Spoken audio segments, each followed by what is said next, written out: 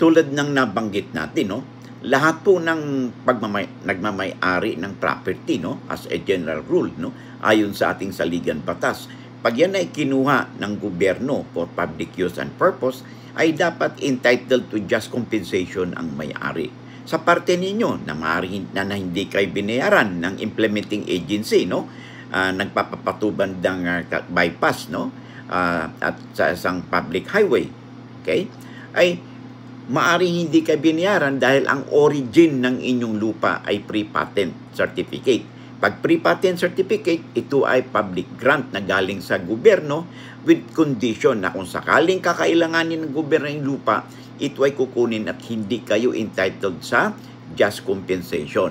Ang maaari lang bayaran sa inyo ay yung improvements, no, na napinsala na sa ginawang pagkuha o paggamit ng inyong property.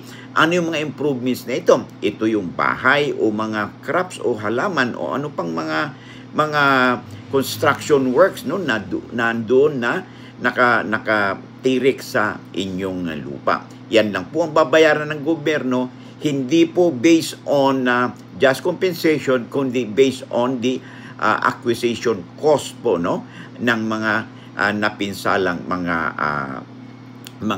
ari-arian ninyo.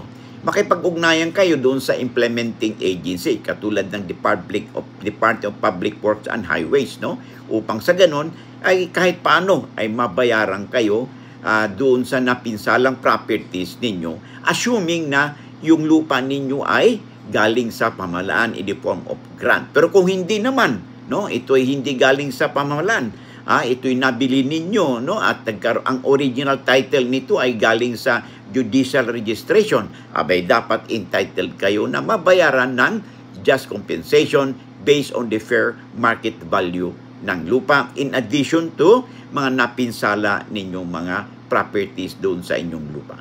Lamang na kayo pag may alam sa batas.